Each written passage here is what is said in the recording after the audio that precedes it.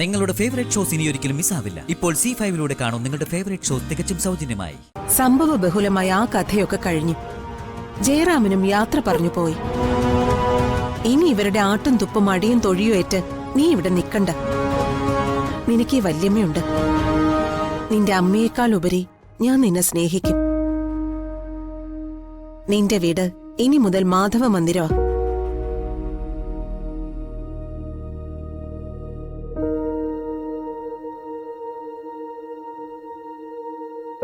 വാ മോളെ, വാ, നമുക്ക് പോവാം.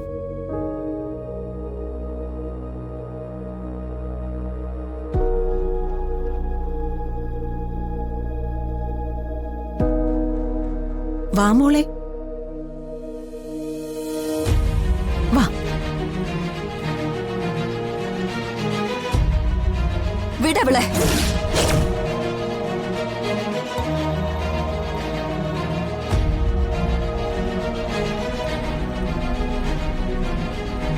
വിടാൻ. അത് പറയാൻ നിനക്കെന്താ അധികാരം? എനിക്കെന്താ കാര്യമെന്ന് നിനക്കറിയില്ലേ? ജീവിച്ചിരിക്കുമ്പോ നിങ്ങൾ അകറ്റി നിർത്തിയ മാധുരി പ്രസവിച്ച കുഞ്ഞ മീനാക്ഷി. പക്ഷേ ഇവളിപ്പോ എന്റെ ജയേട്ടന്റെ മകളാ. എന്റെ മനസ്സിൽ തൊട്ടില്ലിട്ട ഞാൻ ഇവളെ വളർത്തിയത്. മീനാക്ഷിക്ക് എന്നെ വിട്ടു പോവാനാവില്ല. അവള് പോവില്ല. അത് പറയേണ്ടത് നീയല്ലല്ലോ, മീനാക്ഷിയല്ലേ? അതെ, മീനാക്ഷിയാണ്. അവള് പറയും. പറയും മോളെ. പറ മോളെ, ആരെയും പേടിക്കാതെ പറ. ഇവിടെ ഇനി നിന്നാ ഇവരെല്ലാവരും കൂടി നിന്നെ ചവിട്ടി തേക്കും. പിന്നെ കാർത്തിയുടെ സ്നേഹം നഷ്ടപ്പെടുമെന്ന് നീ ഒരിക്കലും വിചാരിക്കണ്ട. അവന് നിന്നോട് ആത്മാർത്ഥമായ സ്നേഹം ഉണ്ടെങ്കിൽ അവൻ നിന്നെ തേടി വരും. ഈ ഭാർഗവി നിലയത്തിൽ നിന്നും അവൻ നിന്നെ നല്ലൊരു വീട്ടിലേക്ക് കൂട്ടിക്കൊണ്ടു പോവും. അവിടെ നിങ്ങൾക്ക് സമാധാനമായിട്ട് ജീവിക്കാം. ഞാനും ഉണ്ടാവും നിങ്ങളുടെ എന്ത് കാര്യത്തിനും. വാ മോളെ, നമുക്ക് പോവാം. കാർത്തിയേട്ടൻ എന്നെ കൈവിടില്ലെന്ന് എനിക്ക് നന്നായിട്ട് അറിയാം. ഞാൻ വല്യമ്മയോടൊപ്പം പോന്ന എന്നോടൊപ്പം ജീവിക്കാൻ കാർത്തിയേട്ടൻ എവിടേക്കും വരും.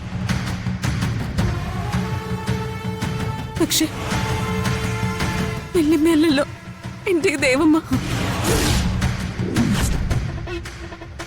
എന്റെ ദൈവമില്ലാത്ത ഒരു സ്വർഗം എനിക്ക് വേണ്ട. പെറ്റമ്മേ പൂറ്റമ്മയല്ല, ദേവിയ. ദേവിയ എനിക്ക് എന്റെ ദൈവമ്മ.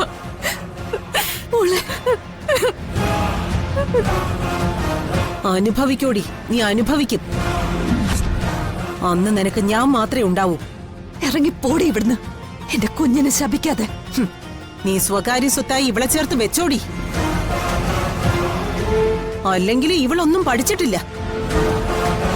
ഈ വീട്ടിലെ എല്ലാവരുടെയും മുഖം മൂടികൾ അഴിഞ്ഞ് വീഴുമ്പോഴേ ഇവള് പഠിക്കൂ. അന്ന് അഭയം തേടി പടികടന്ന് വരും ഇവള് മാധവ മന്ദിരത്തിലേക്ക്. ഇതേ എന്റെ വാക്കാ, നീ കുറിച്ചിട്ടോ. നിന്ന് ചെലക്കാതെ വീടിനകത്തുനിന്ന് കടന്നു പോടി.